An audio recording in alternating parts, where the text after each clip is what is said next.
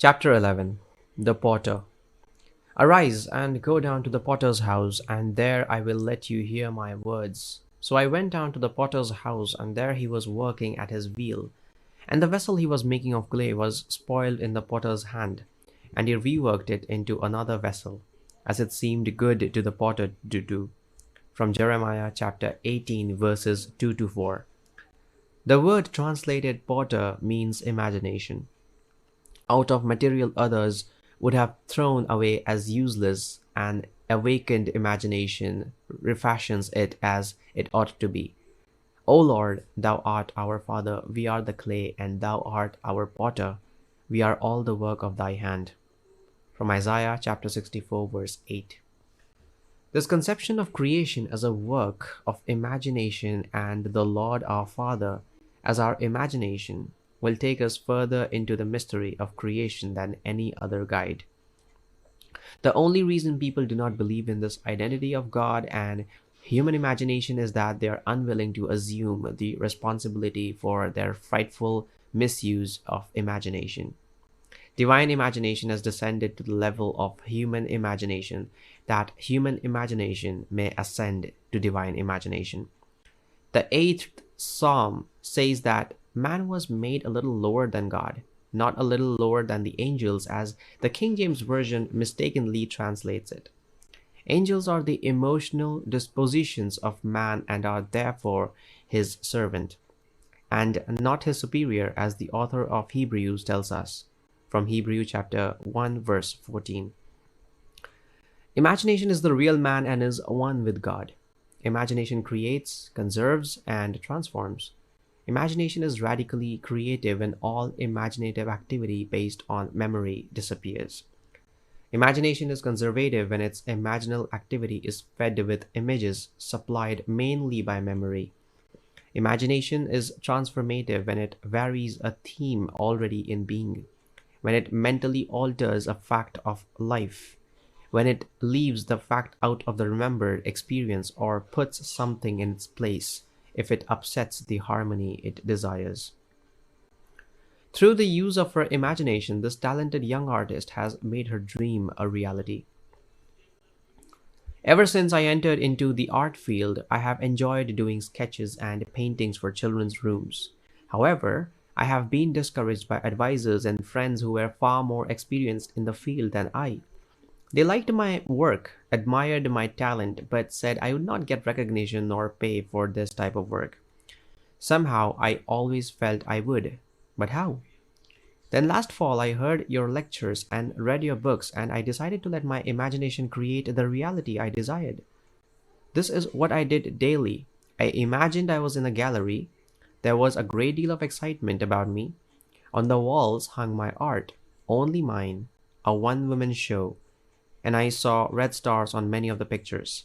This would indicate that they had been sold. This is what happened. Just before Christmas, I did a mobile for a friend who showed it in turn to a friend of hers who owns an art import shop in Pasadena. He expressed a desire to meet me, so I took a few samples of my work along. When he looked at the very first painting, he said he would like to give me a one-woman show in the spring. The night of the opening, April 17th, an interior decorator came and liked and commissioned me to do a collage for a little boy's room, which will appear in the September issue of Good Housekeeping for the 1961 House of the Year. Later, during the showing, another decorator came and admired my work so much, he asked if he might arrange for me to meet the right interior decorators and the right owners of galleries who would buy and display my work properly. Incidentally, the show was a financial success for the owner of the gallery as well as for me. The interesting thing about this is that seemingly these three men came to me out of the blue. Certainly, I made no effort during the time of my imagining to contact anyone. But now I'm getting recognition and have a market for my work. And now I know without a shadow of doubt there is no when you seriously apply this principle that imagining creates reality. She tested the potter and proved his creativity in performance. Only the indolent mind would fail to rise to this challenge. Paul states, "The Spirit of God dwells in you." from 1 Corinthians chapter 3 verse 16, from Romans chapter 8 verse 9, and from chapter 8 verse 11, and from James chapter 4 verse 5. Now, examine yourself to see whether you are holding to your faith. Test yourselves. Do you not realize that Jesus Christ is in you? Unless indeed you fail to meet the test, I hope you will find out what we have not failed.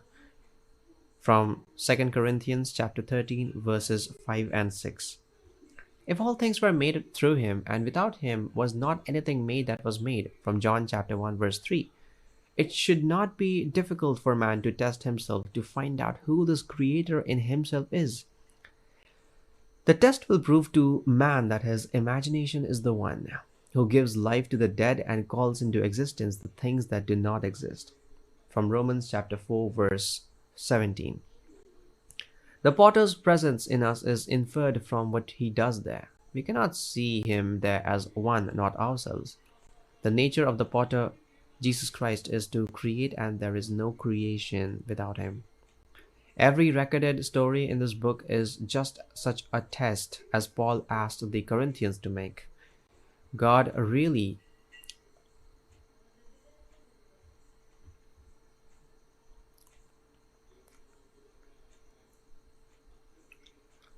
really and truly exists in man, in every human being. God wholly becomes us. He is not our virtue, but our real selves, our imagination. The following illustrations from the mineral world may help us to see how supreme imagining and human imagining could be one and the same power and yet be vastly different in their creativity. Diamond is the world's hardest mineral. Graphite, used in lead pencils, is one of the softest. Yet both minerals are pure carbon. The vast difference in the properties of the two forms of carbon is believed to be caused by a different arrangement of the carbon atoms. But whether the difference is produced by a different arrangement of the carbon atoms or not, all agree that diamond and graphite are one substance, pure carbon. The purpose of life is the creative realization of desire. Man lacking desire could not exist efficiently in a world of continuous problems requiring continuing solutions. A desire is an awareness of something we lack or need to make life more enjoyable. Desires always have some personal gain in view. The greater the anticipated gain, the more intense the desire. There is no really unselfish desire. Even when our desire is for another, we are still seeking to gratify desire. To attain our desire, we should imagine scenes implying their fulfillment and enact the scene in our imagination, if only momentarily, with a joy sufficiently felt within its limits to make it natural. It is like a child dressing up and playing a queen. We must imagine we are what we would like to be. We must play it in imagination first, not as a spectator, as an actor. This lady imaginatively played queen by being where she wanted to be in her imagination. She was the true actor in this theater. My desire was to attend a matinee performance of a famous pantomimist currently playing in one of the largest theaters of our city. Because of the intimate nature of this art, I wanted to sit in the orchestra, but I didn't have even the price of a balcony ticket. The night I determined to have this pleasure for myself in my imagination, I fell asleep watching the wondrous performer. In my imaginal act, I sat in an orchestra center seat, heard the applause as the curtain rose and the artist came on stage, and I actually felt the intense excitement of this experience. The next day, the day of the matinee performance, my financial condition had not changed. I had exactly $1.37 in my purse. I knew I must use the dollar to buy gas for my car, which would leave me with 37 cents. But I also knew I had faithfully slept in the feeling of being at that performance, so I dressed myself for the theater. While changing articles from one purse to another, I found a dollar bill and 45 cents in change hidden in the pocket of my seldom used opera purse. I grinned to myself, realizing that gasoline money had been given to me. So would the balance of my theater ticket be given to me? Gaily I finished dressing and left for the theater. Standing before the ticket window, my confidence dwindled as I gazed at the prices and saw 375 for orchestra seats. With a feeling of dismay, I turned away quickly and walked across the street to a cafe for a cup of tea.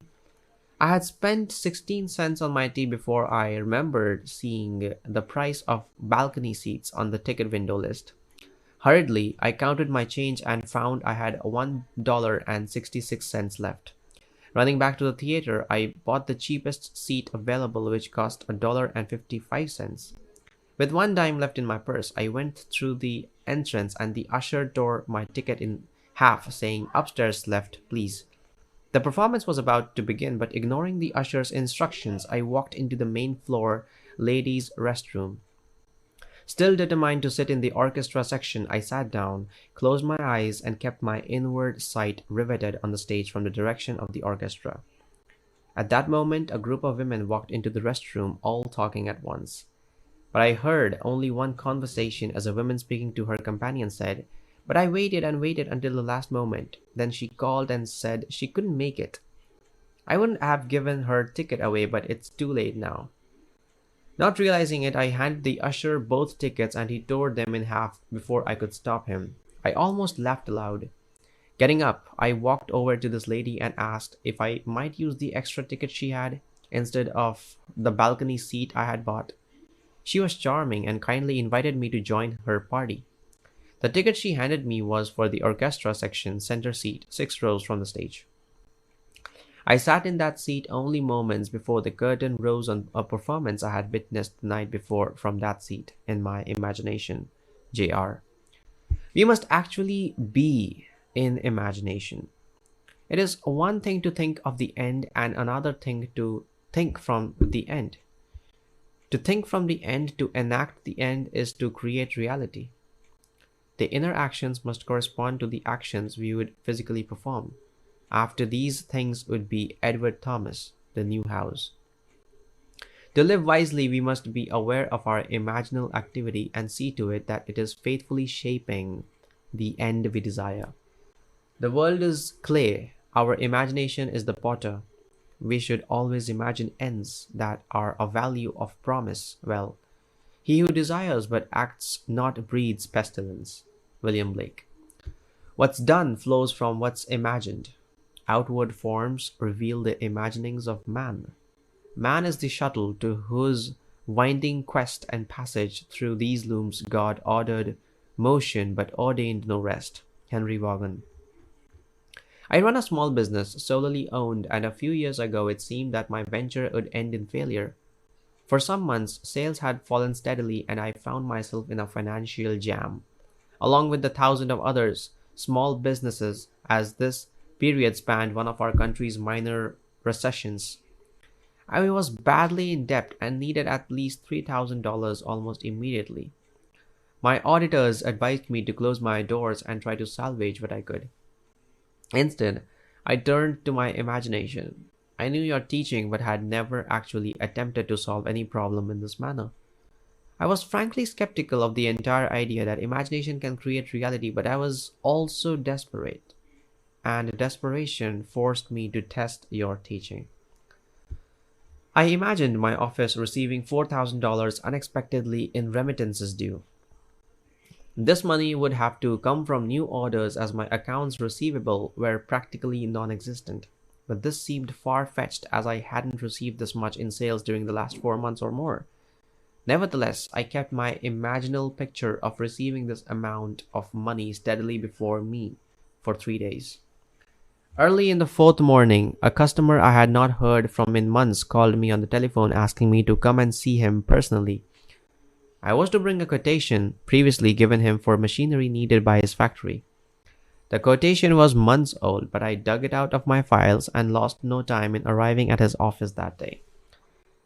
I wrote out the order which he signed, but I saw no immediate help for me in the transaction as the equipment he wanted would take up from 4 to 6 months for factory delivery, and of course, my customer did not have to pay for it until delivered. I thanked him for the order and rose to leave. He stopped me at the door and handed me a check for a little over $4,000, saying, "I want to pay for the merchandise now in advance for tax purposes, You don't mind? No, I don't mind. I realized what had happened the moment I took that check into my hands. Within 3 days, my imaginal act had done for me what I had been able to do in months of desperate financial shuffling. I know now that imagination could have brought $40,000 into my business as just easily as 4,000.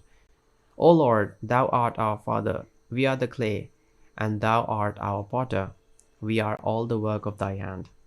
From Isaiah chapter 64, verse 8.